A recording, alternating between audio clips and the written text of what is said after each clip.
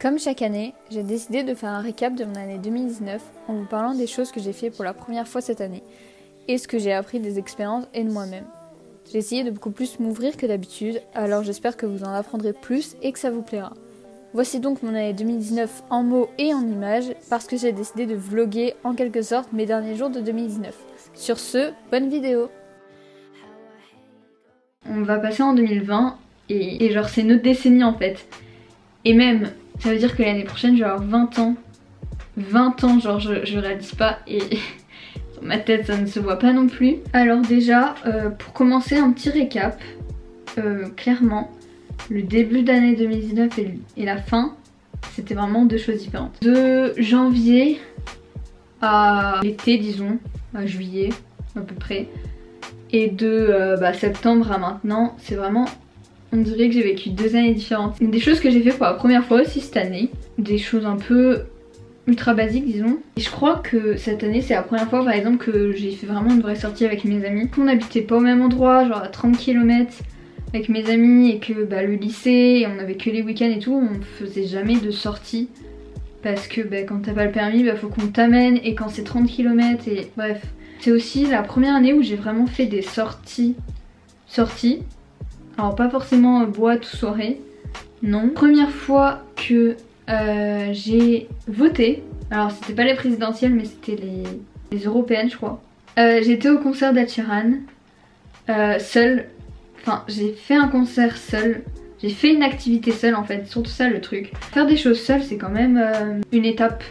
Il y a des gens qui n'osent pas du tout faire de choses seules, il faut tout le temps qu'ils soient accompagnés. Ça m'a appris aussi du coup à passer des moments seuls et à apprécier le moment avec moi-même parce que je pense qu'il faut d'abord apprendre à vivre seule, à faire des choses toute seule pour du coup après faire des choses avec d'autres gens. Et bien sûr avec toutes ces expériences, tout ça, j'ai appris des choses et je peux vous dire des choses cool et d'autres un peu moins cool. Et j'ai appris que l'entourage c'était super important, que ce soit pour évoluer, pour grandir, pour sa santé mentale aussi. Les personnes toxiques, fallait vraiment les sortir de sa vie et essayer de s'en éloigner parce que sans qu'on le veuille, elles peuvent nous toucher et avoir un effet sur nous, disons.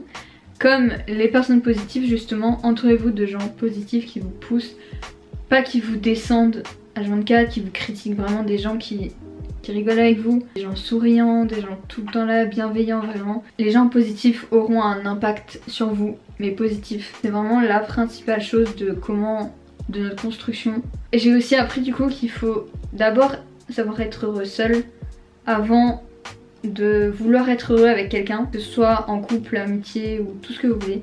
Il faut d'abord comprendre que notre bonheur il dépend que de nous et pas qu'on a besoin de quelqu'un pour être heureux. J'ai encore une fois, comme l'année passée, appris à sortir de ma zone de confort encore plus. Et c'est super important pour après être à l'aise dans différentes situations, dans différents lieux. Plus tu sors de ta zone de confort, tu fais différentes choses et plus après tu seras à l'aise. La chose moins joyeuse que j'ai découvert aussi par rapport à moi-même, c'est que je peux m'énerver à un niveau que je ne me croyais pas capable. Et je me suis surprise moi-même parce que cette année je me suis énervée par rapport à un truc contre quelqu'un. Je me suis vraiment surprise moi-même parce que c'était vraiment beaucoup. Mais ouais, il y aurait tellement de choses à raconter que j'ai vécu et que du coup ça m'a appris des choses sur moi-même et tout ça. Des expériences, des rencontres principalement en fait.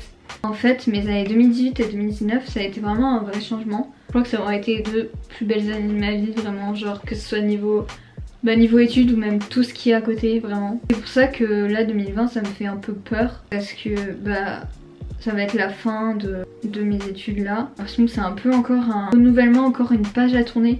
Comme quand j'ai fini ma terminale en fait. Et surtout que là du coup c'est 2020. Genre vraiment on change de décennie et je sais pas. Ça me fait quelque chose par rapport aux autres années.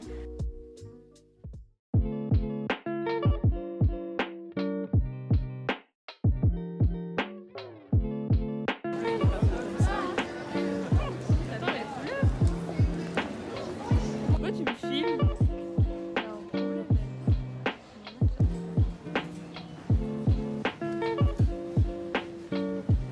Ouais, si ça va.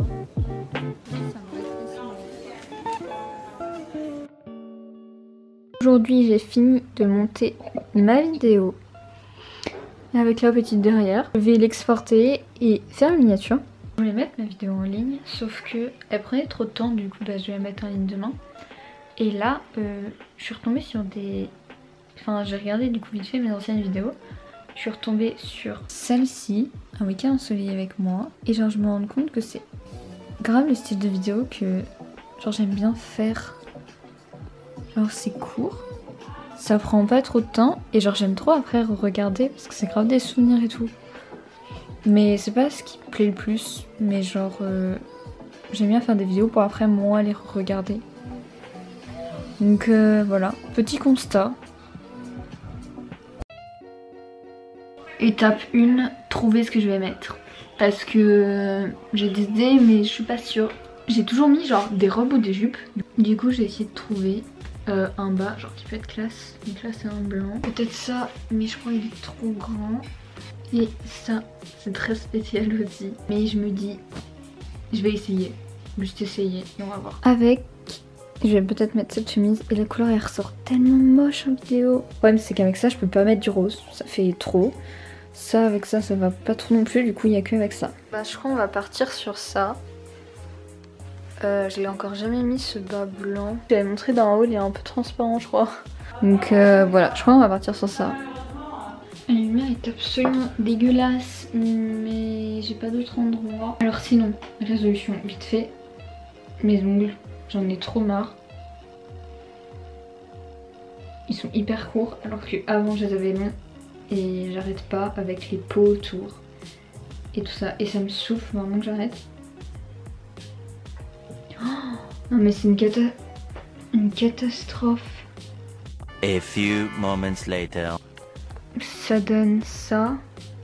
Alors oui, par rapport à YouTube. De manière générale, je crois que j'ai jamais été trop régulière sur YouTube. Et là, je suis encore moins parce que les cours, ça prend vraiment beaucoup de temps. Parce que aussi, bah des fois on a des pannes d'inspiration et voilà quoi.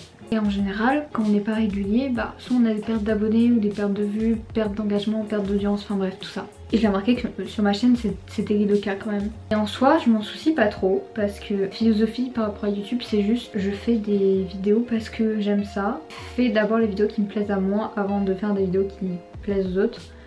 Et genre je me considère pas comme une youtubeuse, plutôt comme une créatrice de contenu. En mode quand j'ai envie de faire un truc, quand j'ai envie de faire une vidéo, que j'ai une idée et tout, bah je le fais parce que vraiment j'aime ça genre. C'est pour ça qu'il y a des styles de vidéos qui sont différents. Si on compare un haul avec ma vidéo, comment éditer les photos Instagram, c'est totalement différent. En soi les abonnés je les regarde quand même un peu, mais c'est pas mon but ultime. Je voulais partager ça parce que c'est important aussi que les gens comprennent notre but sur YouTube et notre vision.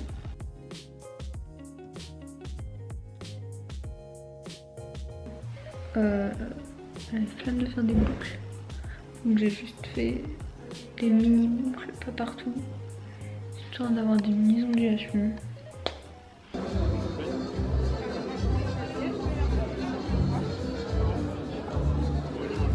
patates.